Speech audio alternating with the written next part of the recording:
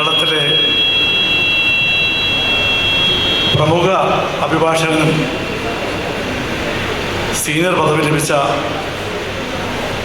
കഴിഞ്ഞ 50 വർഷമായി കേരള ഹൈക്കോടതിയിൽ പ്രാക്ടീസ് ചെയ്യുന്ന ഏറ്റവും ആദരണീയനായ TP ഇബ്രാഹിം സാർ അവർ ഈ സമുദായത്തിൻ്റെ ശക്തിയുടെ ഇരട്ട എഞ്ചിനുകൾ എന്ന് പറയുന്ന ബഹുമാന്യനായ തൊടിയൂർ ഉസ്താദും കടയ്ക്കൽ ഉസ്താദും നമുക്ക് കിട്ടിയ വിശിഷ്ട അതിഥി ബഹുമാന്യനായ ഹംദുള്ള സയ്യിദ് MP അവറുകൾ, advocate KP Muhammad sir, advocate Naufal, ഈ സദസ്സിലിരിക്കുന്ന പണ്ഡിറ്റ് സദസ്സിൽപ്പെട്ട ബഹുമാന്യരെ, വേദിയിലിരിക്കുന്ന സദസ്സിലുള്ള ബഹുമാനപ്പെട്ട ഭാരവാഹികളെ, സമയം വളരെ വൈകിപ്പോയതുകൊണ്ടും നമ്മുടെ പല ഭാരവാഹികളും താമസിച്ച കാരണം കൊണ്ട് നമ്മുടെ സദസ്സ് വളരെ സൂക്ഷിച്ചിരിക്കുകയാണ്. യഥാർത്ഥത്തിൽ ഒരു ലീഗൽ ഫോറത്തിൻ്റെ മീറ്റിംഗ് വിളിച്ചു കൂട്ടുമ്പോൾ ഭാരവാഹികൾ ജമാഅത്തും ആ ലീഗൽ ഫോറത്തിൻ്റെ ഒരു ഉപയോഗം അല്ലെങ്കിൽ അതിൽ നിന്നുള്ള ഒരു വിവരം അത് സംബന്ധിച്ചുള്ള ജ്ഞാനം പരസ്പരം അങ്ങോട്ടും ഇങ്ങോട്ടും ഒരു ഷെയറിങ്ങിലൂടെ ഞാൻ നേടുകയാണ് വേണ്ടത്. പലപ്പോഴും നമ്മുടെ ജമാഅത്ത് ഭാരവാഹികളെ സംബന്ധിച്ചിടത്തോളം നിയമപരമായ ഒരു അവബോധം ഉണ്ടാക്കുന്ന കാര്യത്തിനകത്ത് വളരെ പിറകിലാണ്. ആദ്യമേ അതുകൊണ്ട് ഇങ്ങനെ ഒരു ലീഗൽ ഫോറം സംഘടിപ്പിക്കുവാനും അതിനെ മുന്നോട്ട് കൊണ്ടുപോകാനും നേതൃത്വം കാണിച്ച ബഹുമാനപ്പെട്ട ഈ 2 സംഘടനകളെയും ദക്ഷിണ ജമാഅത്ത് ഉലമയെയും ജമാഅത്ത് ഫെഡറേഷനെയും ഞാൻ അഭിനന്ദിക്കുകയാണ്. എനിക്ക് ആകപ്പാടെ ഒരു കാര്യം ചുരുക്കി പറയാനുള്ളത്, ഞാൻ ബാക്കിയുള്ള കാര്യങ്ങളെല്ലാം ഇവിടെ വിശദീകരിച്ചു കഴിഞ്ഞു. നമ്മുടെ ജമാഅത്തുകളെ സംബന്ധിച്ചിടത്തോളം നമ്മുടെ ജമാഅത്തുകൾ ഒരിക്കലും ഒരു ഏകീകൃത ശക്തികളല്ല. എല്ലാവരും അവരവരുടേതായിട്ടുള്ള ഒരു പ്രാദേശിക ശക്തികളായിട്ടാണ് പോയിക്കൊണ്ടിരിക്കുന്നത്. ഒരു ഏകീകൃതമായ ശക്തി ഉണ്ടാകേണ്ടതിൻ്റെ ഏറ്റവും വലിയ ആവശ്യം, യൂണിറ്റിയുടെ ആവശ്യം ഇപ്പോൾ ഈ കാലഘട്ടത്തിൽ ഉള്ളതാണ് എന്ന് ബഹുമാനപ്പെട്ട MPയുടെയും നസീർ സാറിൻ്റെയും ഒക്കെ പ്രസംഗത്തിൽ നമുക്ക് മനസ്സിലായി. ചുരുക്കത്തിലെ കാര്യങ്ങൾ മാത്രം ഞാൻ പറയട്ടെ. ഏറ്റവും ചെറിയ കാര്യങ്ങളിൽ പോലും നമ്മുടെ ജമാഅത്തുകളുടെ ഭാരവാഹികൾക്ക് ആ നിയമപരമായ ഒരു അവബോധം ഉണ്ടാകുന്ന കാര്യത്തിനകത്ത് ഇപ്പോഴും പിറകിലാണ് എന്ന് പറയാതിരിക്കുവാൻ എനിക്ക് അശേഷം മടിയില്ല. ഇപ്പോൾ നമ്മുടെ ഈ അടുത്ത സമയത്തുണ്ടായ പല നിയമങ്ങളും ഇസ്ലാമികമായിട്ടുള്ള പല മാറ്റങ്ങൾ കേരള ഹൈക്കോടതിയിലും സുപ്രീം കോടതിയിലും ഒരുപാട് മാറ്റങ്ങൾ വന്നു. എത്രത്തോളം ജമാഅത്ത് അത് സംബന്ധിച്ചുള്ള അറിവുണ്ട് എന്ന് ചോദിച്ചാൽ പലപ്പോഴും അവർക്ക് ഇപ്പോഴും സംശയത്തിലാണ്. നമ്മുടെ ജമാഅത്തുകളിൽ ഇപ്പോഴും ഒരു സംഗതി നമ്മുടെ കേരള ഹൈക്കോടതി പറഞ്ഞു, ഇസ്ലാമിക നിയമത്തിൽ കുൽഹ് അനുവദനീയമാണ്, എന്നാൽ ഫസ്ഖ് അനുവദനീയമല്ല. ഇസ്ലാമിക നിയമത്തിൽ തലാഖ് അനുവദനീയമാണ്, പക്ഷേ ഇന്ന രീതിയിലായിരിക്കണം. ഇസ്ലാമിക നിയമത്തിൽ മുബാറത്ത് അനുവദനീയമാണ്, ഇന്ന തരത്തിൽ ആയിരിക്കണം എന്ന് പറഞ്ഞ് ഒരു വിധി വന്നു. ഒരുപാട് ഉസ്താദന്മാരെന്നെ വിളിച്ചു ചോദിച്ചു, എന്താണ് ആ വിധിയിലെ പ്രസിദ്ധമായ ഭാഗങ്ങൾ, ഇതൊന്ന് വിശദീകരിച്ചുകൊണ്ട് ഒരു ലേഖനം എഴുതി പ്രസിദ്ധീകരിക്കാമെന്ന് ചോദിച്ചു. ഞാൻ മലയാളത്തിൽ ആ ജഡ്ജ്മെൻറ്റ് മലയാളത്തിൽ സംക്ഷിപ്ത രൂപത്തിൽ എഴുതി ആദ്യം ആ ജഡ്ജ്മെൻറ്റ് പുറപ്പെടുവിച്ച ജഡ്ജിക്ക് അയച്ചു കൊടുത്തു. അദ്ദേഹം പറഞ്ഞു, തീർച്ചയായിട്ടും ഈ സമുദായത്തെ അറിയിക്കേണ്ട കാര്യങ്ങളാണ് എന്ന് പറഞ്ഞുകൊണ്ട് ഞാൻ ജമാഅത്തിൻ്റെ പല ഉത്തരവാദിത്തപ്പെട്ട ഉസ്താദന്മാരെയും ഭാരവാഹികളെയും ഞാൻ അറിയിക്കുകയുണ്ടായി. കുൽഹ് എന്താണ്, അത് അനുവദനീയമാണോ, ആ ഒരു സംഗതിയെക്കുറിച്ച് പലർക്കും സംശയമാണ്. ഒരു ചെറിയ കാര്യം മാത്രം ഞാൻ പറയട്ടെ. ഒരുപാട് പേർക്ക് അറിയാത്തൊരു കാര്യമാണ്. നേരത്തേക്കാണെങ്കിൽ ഈ തലാഖിനെ സംബന്ധിച്ചിടത്തോളം ഒരുപാട് സംശയം ഉണ്ടായിരുന്നു. മുത്തലാഖ് ഇപ്പോൾ നിയമവിരുദ്ധമായി പ്രഖ്യാപിച്ചു, അത് ഒരു ശിക്ഷാപരമായി പ്രഖ്യാപിച്ചു. എന്നാൽ തലാഖ് അനുവദനീയമായ തലാഖ് എങ്ങനെയാണ് എന്ന് കൃത്യമായി നിയമം പറഞ്ഞു. അത് ജമാഅത്തിനെ സംബന്ധിച്ചിടത്തോളം ഇപ്പോൾ ഏകദേശം അറിവുണ്ട്. കുൽഹ് എന്ന് പറഞ്ഞാൽ നേരത്തെ ഒരു മുസ്ലിം സ്ത്രീക്ക് ഒരു കാരണവശാലും അവർക്ക് തലാഖിലൂടെ അല്ലാതെ അതിന് 5-6 വർഷം ഒരു കോടതിയിൽ പോയി അല്ലാതെ വിവാഹമോചനം നേടാനൊക്കാത്ത വലിയ ഗതികെട്ട ഒരു അവസ്ഥയിലായിരുന്നു മുസ്ലിം സ്ത്രീകൾ. ഇന്നിപ്പോൾ ഒരു മുസ്ലിം സ്ത്രീക്ക് അവർക്ക് തക്കതായ കാരണമുണ്ടെങ്കിൽ, എല്ലാ തരത്തിലുള്ള അനുരഞ്ജന ശ്രമങ്ങളും പരാജയപ്പെടുകയാണെങ്കിൽ, ഭർത്താവിൽ നിന്ന് കിട്ടിയ മഹർ ഉൾപ്പെടെയുള്ള സാമ്പത്തികമായിട്ടുള്ള ബെനിഫിറ്റ് തിരിച്ചു കൊടുത്തുകൊണ്ട് തലാഖ് ഒരു പുരുഷൻ എങ്ങനെ ചെയ്യാമോ അപ്രകാരം തന്നെ സ്വയം ഡിക്ലെയർ ചെയ്തുകൊണ്ട് ഞാൻ താങ്കളെ കുൽഹ് ചെയ്തിരിക്കുന്നു എന്ന് തക്കതായ കാരണമുണ്ടെങ്കിൽ, അനുരഞ്ജനം പരാജയപ്പെടുകയാണെങ്കിൽ ഡിക്ലെയർ ചെയ്യാമെന്നും അതിനൊരു കോടതിയുടെ വിധി പോലും വേണ്ട എന്നും 2-3 വിധികൾ കേരള ഹൈക്കോടതി ഇപ്പോൾ പ്രഖ്യാപിച്ചു കഴിഞ്ഞു. നമ്മുടെ ജമാഅത്തുകൾക്ക് അതിനെക്കുറിച്ച്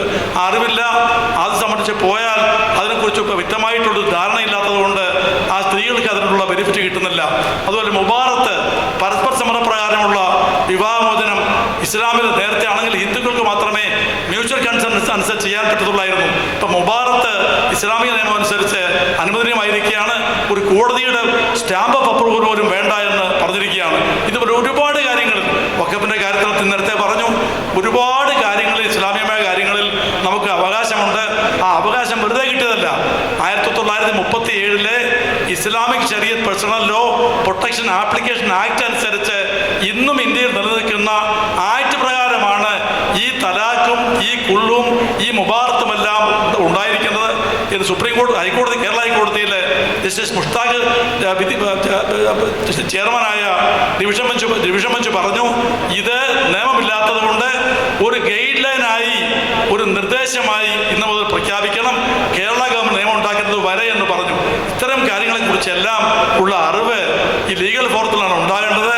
അങ്ങനെ ഒരു ഫോറം ഉണ്ടാക്കുവാനും അത് മഹലിനെ ഉപയോഗപ്പെടുത്തുന്ന രീതിയിൽ പ്രവർത്തിപ്പിക്കുവാനും നേതൃത്വം കൊടുത്ത ബഹുമാനപ്പെട്ട ജമാഅത്ത് ഫെഡറേഷനെയും ദക്ഷിണ കേരള ജമാഅത്തുൽ ഉലമയുടെയും നേതാക്കളെയും പണ്ഡിത സദസ്സുകളെയും അത് നേതൃത്വം കൊടുക്കുന്ന കേരളത്തിലെ ഏറ്റവും ബഹുമാന്യനായ ആദരണീയനായ, അതായത് നിഷ്കളങ്കതയുടെ പ്രതിരൂപമായ ഞങ്ങളെല്ലാവരും ആദരിക്കുന്ന TP ഇബ്രാഹിം ഖാൻ സാർ നേതൃത്വത്തിൽ അഭിഭാഷകരായ ഞങ്ങളെല്ലാവരും സമുദായത്തിന് വേണ്ടിയും മഹലുകൾക്ക് വേണ്ടിയും ജമാഅത്തുകൾക്ക് വേണ്ടിയുമുള്ള ഉപദേശങ്ങളും സേവനങ്ങളും യാതൊരു പ്രതിഫലവും കൂടാതെ നൽകുവാൻ തയ്യാറാണ് എന്ന് മാത്രം പറഞ്ഞുകൊണ്ടും ജമാഅത്ത് ഫെഡറേഷനും ഈ യോഗത്തിനും എല്ലാ ആശംസ അർപ്പിച്ചുകൊണ്ടും അസ്സലാമു അലൈക്കും.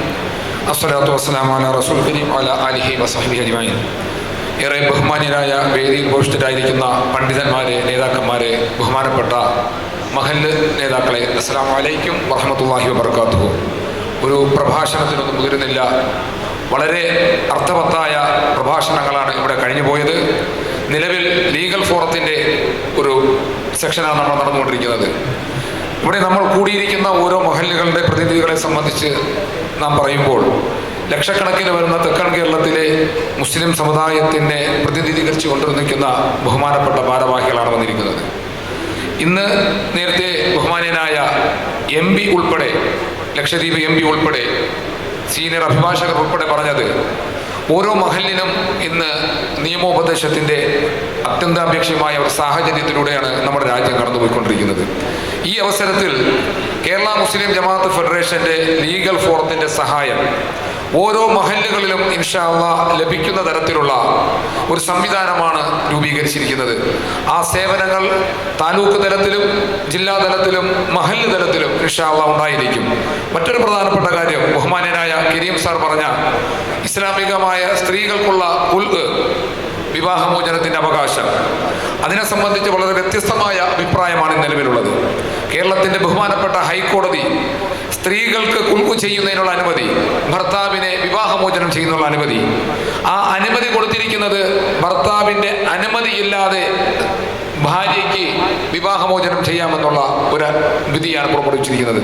പക്ഷേ ഇസ്ലാമിക നിയമപ്രകാരം ബഹുമാനപ്പെട്ട പണ്ഡിതന്മാർ പറയുന്നത്, വിശുദ്ധമായ ഖുർആനിലും ഹദീസിലും ഭർത്താവിൻ്റെ അനുമതിയോടുകൂടി മാത്രമാണ്, അനുവാദത്തോടുകൂടി മാത്രമാണ് ഖുൽഉ ചെയ്യാൻ പാടുള്ളൂ എന്നുള്ളതാണ്.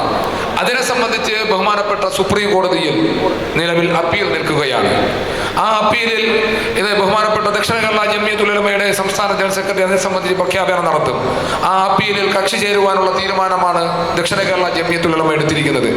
ഈ വിഷയങ്ങളിൽ ഖുൽഉ വരുമ്പോൾ നാം ഏത് രീതിയിൽ ഖുൽഉ ചെയ്യണം, കേരളത്തിൻ്റെ ഹൈക്കോടതിയുടെ പുറപ്പെടുവിച്ച വിധി, അതോടൊപ്പം അതിനുപരി ഇസ്ലാമിക ശരീഅത്ത് എന്താണ് പ്രകടിപ്പിച്ചിരിക്കുന്നത്, ആ ഇസ്ലാമിക ശരീഅത്തിൻ്റെ ആഹ്വാനങ്ങൾ അനുസരിച്ചുകൊണ്ട് അത്തരത്തിൽ കാര്യങ്ങൾ മുന്നോട്ട് കൊണ്ടുപോകുമ്പോൾ നാം ഖിയാമത്ത് നാൾ വരെ നിലനിൽക്കുന്ന ഒരു തലമുറയ്ക്ക് രൂപം നൽകേണ്ട നാം ആ തലമുറകൾക്ക് അനാശാസ്യമായ രീതിയിൽ, അവിഹിതമായ രീതിയിൽ ഒരു സന്താന പരമ്പരകൾ ഉണ്ടാകാതിരിക്കുന്നതിലേക്ക് വേണ്ടി മഹല്ല് കമ്മിറ്റികളുടെ മുന്നിൽ വരുന്ന വിവാഹ അപേക്ഷകളെക്കാൾ കൂടുതൽ വിവാഹമോചന കേസുകളാണ് നമ്മുടെ മഹല്ല് കമ്മിറ്റികൾ കൈകാര്യം ചെയ്തത്. ആ അവസരത്തിൽ പണ്ഡിതന്മാരുടെയും അതോടൊപ്പം ഇസ്ലാമികമായ അവബോധമുള്ള അഭിഭാഷകരുടെയും നിയമോപദേശം തേടിക്കൊണ്ട് ചെയ്തില്ലെങ്കിൽ നാം ഓരോരുത്തരും പ്രതിനിധീകരിക്കുന്ന മഹല്ല് ജമാഅത്തുകൾ നാം അള്ളാഹുവിന്റെ മുന്നിൽ ഒരു വല്ലാത്ത കുറ്റത്തിന്, ഒരു തലമുറയ്ക്ക് ഹറാമായ രീതിയിൽ ഒരു തലമുറയ്ക്ക് സംഭാവന നൽകിയാൽ അതിന് നാം നാളെ അള്ളാഹുവിന്റെ മുന്നിൽ സമാധാനം ബോധിപ്പിക്കേണ്ടി വരും. അത്തരത്തിലുള്ള വിഷയങ്ങൾക്ക് അറുതി വരുത്തുന്നതിലേക്ക് വേണ്ടിയാണ് ബഹുമാനപ്പെട്ട ദക്ഷിണ കേരള ജംഇയ്യത്തുൽ ഉലമയുടെ നേതൃത്വത്തിലും കീഴിലുമുള്ള കേരള മുസ്ലിം ജമാഅത്ത് ഫെഡറേഷൻ ഒരു ലോയേഴ്സ് ഫോറത്തിന് രൂപം നൽകിയിരിക്കുന്നത്. ആ ലോയേഴ്സ് ഫോറം ജില്ലാതലത്തിലും സംസ്ഥാന തലത്തിലും താലൂക്ക് തലത്തിലും മഹല്ലുകൾക്ക് വേണ്ട എല്ലാ രീതിയിലുള്ള ഉപദേശ നിർദ്ദേശങ്ങളും നിങ്ങളോടൊപ്പം ഉണ്ടാകുമെന്ന് മാത്രം അറിയിച്ചുകൊണ്ട് ഈ മഹത്തായ നേതൃസമ്മേളനത്തിന് എല്ലാവിധ ഭാവുകങ്ങളും അള്ളാഹുവിന്റെ അനുഗ്രഹവും ഉണ്ടാകട്ടെ എന്ന് ആത്മാർത്ഥമായി പ്രാർത്ഥിച്ചുകൊണ്ട് വരുന്ന ഉച്ചയ്ക്ക് ശേഷമുള്ള സെഷൻ ആരും പിരിഞ്ഞു പോകരുത്. വളരെ പ്രധാനപ്പെട്ട ക്ലാസ്സാണ് നടക്കുന്നത്. അതിൽ പങ്കാളികളാകണമെന്നും അഭ്യർത്ഥിച്ചുകൊണ്ട് നിർത്തുന്നു. അൽഹംദുലില്ലാഹി റബ്ബിൽ ആലമീൻ. അസ്സലാമു അലൈക്കും വറഹ്മത്തുള്ളാഹി. ഉപവിഷ്ടരായിട്ടുള്ള മഹത് വ്യക്തിത്വങ്ങളെ, പണ്ഡിതശ്രേഷ്ഠന്മാരെ, സഹോദരന്മാരെ, അസ്സലാമു അലൈക്കും വറഹ്മത്തുള്ളാഹി വബറകാതുഹു. ഞാൻ പ്രസംഗിക്കുന്നില്ല. കാരണം ഈ ഉച്ച സമയം നമസ്കാരത്തിനും ഭക്ഷണത്തിനുമായി പിരിയേണ്ടതും അതോടൊപ്പം തന്നെ അടുത്ത വളരെ പ്രധാനപ്പെട്ട സെഷൻ ആരംഭിക്കേണ്ടതുള്ളതുകൊണ്ട് നമുക്കതിനുള്ള അവസരമില്ല എന്നുള്ളതുകൊണ്ട് ഞാൻ സംസാരിക്കുന്നില്ല. ഉച്ച സമയമാണ്. നാറാണത്ത് ഭ്രാന്തൻ്റെ ഒരു വരിയുണ്ട്, ഉച്ചയായോട ഉച്ചിയിലായോട, എടാ സൂര്യ ഉച്ചയായോട ഉച്ചിയിലായോട എന്ന് നാറാണത്തെ ഭ്രാന്തൻ പാടുമെന്ന് കേട്ടിട്ടുണ്ട്. അത് അദ്ദേഹം ഒരു കല്ല് ഉരുട്ടി മലയുടെ മുകളിൽ കൊണ്ടുപോയി വെച്ചിട്ട് കൈവിടും. ആ മലയുടെ മുകളിൽ നിന്ന് കല്ല് ഉരുണ്ടുരുണ്ട് വീണ് കാണുന്നത് സന്തോഷത്തോടെ കൈകൊട്ടി നിന്ന് പാടുമായിരുന്നു എന്നാണ് പറഞ്ഞു കേൾക്കുന്നത്. നമ്മുടെ അവസ്ഥ ഇന്ന് അതാണ്. നാം പലതും ഉരുട്ടി ഉയരത്തിൽ കൊണ്ടുവച്ചിട്ടുണ്ട്. പക്ഷെ നമ്മുടെ സംഘടിത ശക്തിയുടെ കുഴപ്പം കൊണ്ട് അത് ഉരുണ്ട് വീഴുന്ന കാഴ്ച, നാറാണത്ത് ഭ്രാന്തന് ചിരിക്കാനുള്ള അവസരം കൊടുക്കുന്നൊരു കാഴ്ചയാണ് നമുക്കുള്ളത്. കുഞ്ഞുണ്ണി മാഷ് പറഞ്ഞിട്ടുണ്ട്, നിനക്കൊണ്ടൊരു ലോകം, എനിക്കൊണ്ടൊരു ലോകം, നമുക്കില്ലൊരു ലോകം. അതാണ് നമ്മുടെ അവസ്ഥ. ഈ നമ്മുടെ തൊടിയൂർ ഉസ്താദ്, ഞാനൊരു തമാശ പറയാം. തൊടിയൂർ ഉസ്താദ് ആ തലപ്പാവൊന്ന് അഴിച്ചു വെച്ചാൽ തൊടിയൂർ ഉസ്താദ് നമുക്കാർക്ക് തിരിച്ചറിയാനാവോ? ഞാൻ പലപ്പോഴും അദ്ദേഹം കണ്ടിട്ടുണ്ട്. അദ്ദേഹം തലപ്പാവൊന്ന് അഴിച്ചു വെച്ചാൽ അദ്ദേഹമാണെന്ന് നമ്മൾ പറയത്തില്ല. അദ്ദേഹത്തെ രൂപമേ മാറുക. പക്ഷെ നമുക്കൊരു ഐഡൻറ്റിറ്റി ഉണ്ട് എന്നുള്ളതിന് തെളിവാണത്. ആ തലപ്പാവ് ഒരു ഐഡൻറ്റിറ്റിയാണ്. ആ ഐഡൻറ്റിറ്റി നമ്മൾ കാത്തു സൂക്ഷിക്കുമ്പോൾ നമ്മൾ വിഭജിച്ചു പോകുന്ന കാഴ്ചകൾ, അതിൻ്റെ വിധനം വരികയാണ്. വിവിധ സംഘടനകൾ, വിവിധ പരിപാടികൾ സംഘടിപ്പിക്കുന്ന ഒരു സമയത്തേക്ക് പോവുക. പക്ഷെ ഒന്നിച്ചു നിൽക്കാൻ നമുക്ക് കഴിയുന്നില്ല എന്നതാണ് സത്യം. അലറുന്ന ഈ കടലിന് അവധിയില്ല, അലയുന്നൊരു ഈ കൗമിന് അവധി വേണ്ട. ഞാൻ ഒരിക്കൽ കൂടി ആവർത്തിക്കുന്നു, അലറുന്നൊരു ഈ കടലിന് അവധിയില്ല, അലയുന്നൊരു ഈ കൗമിന് അവധി വേണ്ട എന്ന് മാത്രം പറഞ്ഞുകൊണ്ട് ഈ സമ്മേളനത്തിന് സർവ്വവിധ ഭാവങ്ങൾ നിർത്തുന്നു.